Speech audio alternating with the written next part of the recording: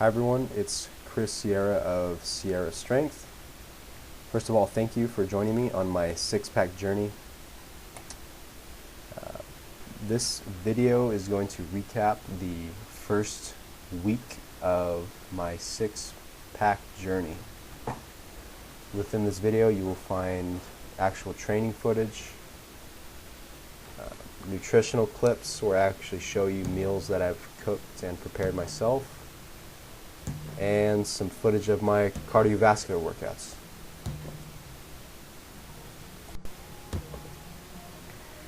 Okay, so to get this video started, what you see before you is one of my conditioning workouts. The specific workout I had planned for today consisted of tire hits with the 10-pound hammer.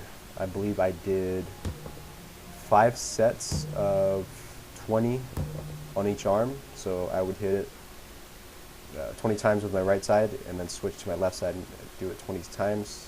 I would continuously do that for 5 sets. Alright, so what you see me doing right here, this is referred to as the kettlebell swing. As you can see, the manner in which I do it, I am activating a lot of glute, a lot of hamstring. I am extending my knees. Generally speaking, when you do this exercise, you want to take a moderate to wide stance. I believe on this particular day I did 5 sets of 25 reps with very little rest in between sets.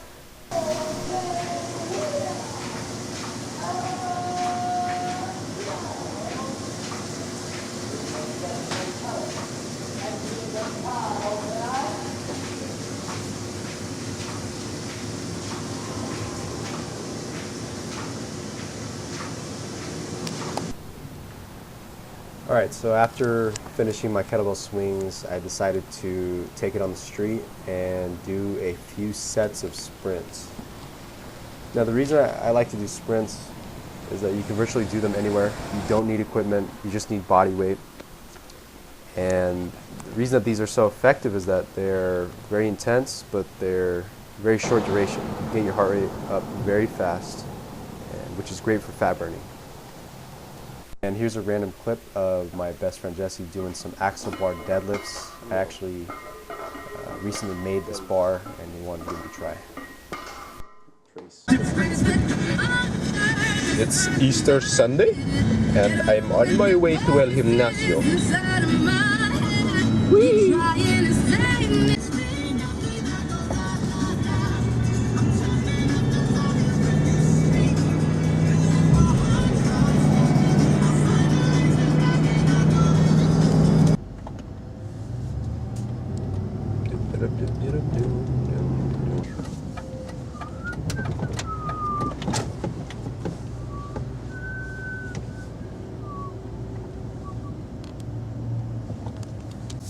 So I just got to the gym. I'm going to start my training with about 10 minutes of light stretching and also some band work. And then today's training session is going to be lower body, lower repetitions, more strength based, and I'll be starting with front squats. Alright, so the first exercise of my lower body day is the front squat. Okay, this is a highly effective exercise for primarily working your quads. It's also great for working your midsection and your upper back. I started doing front squats, seriously, I want to say about a year and a half ago, and I've seen phenomenal progress doing them. It's made me unbelievably strong and has built my legs up incredibly.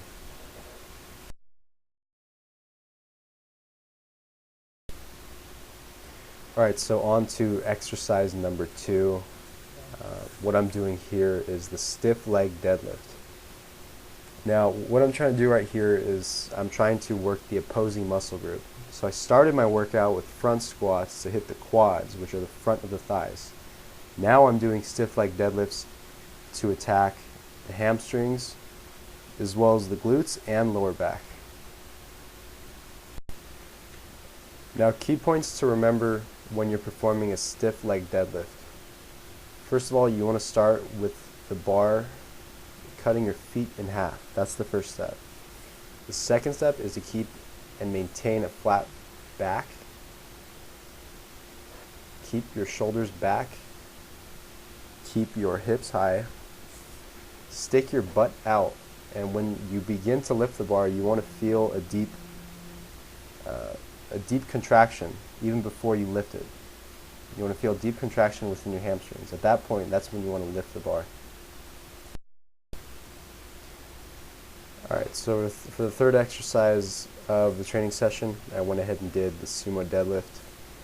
This is probably one of my most favorite exercises, probably because it's also one of my strongest.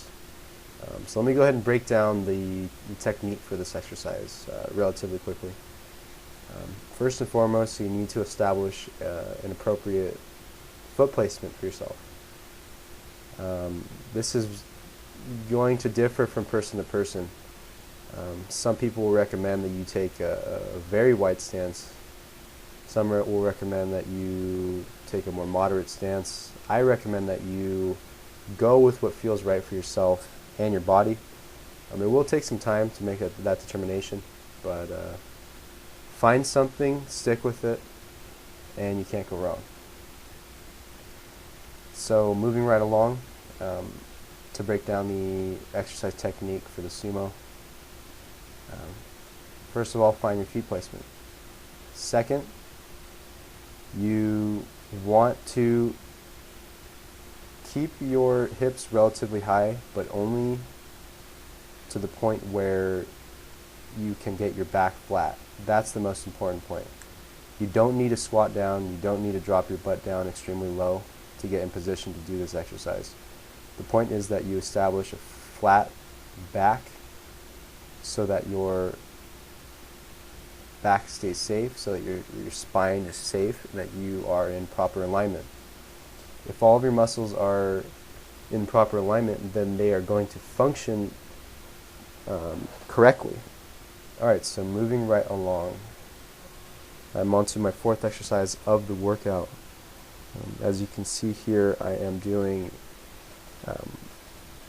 a row for my back. I prefer to use this specific hammer strength row. I find it to be very convenient and also very applicable to my program. Within all of my training programs and all the programs that I write for all my clients, I do have them squatting and deadlifting quite frequently. I find it's very important to build the strength of those movements relatively fast. So what this exercise does for me specifically is it gives me a support so that I don't have to continuously tax my lower back. With this little bit of support, with this chest pad, it gives me the ability to sort of take pressure off lower back and isolate the muscle, so to speak. Hey everyone, I just got back from the gym. I just trained my lower body, just trained my legs. This here is my post-workout meal. Today I am going higher in carbs. Today is my single high carb day of the week. The entire week I've been going very low carbs. I've been doing a lot of cardio, getting my weight down, burning the fat off. And today I'm refueling my body with carbohydrates so that I can restore some muscle glycogen, put some energy back in the muscle. I almost forgot to mention what this meal consists of.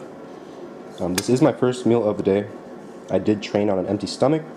I supplemented with branched-chain amino acids and my pre-workout before I trained, so this is my first meal of the day.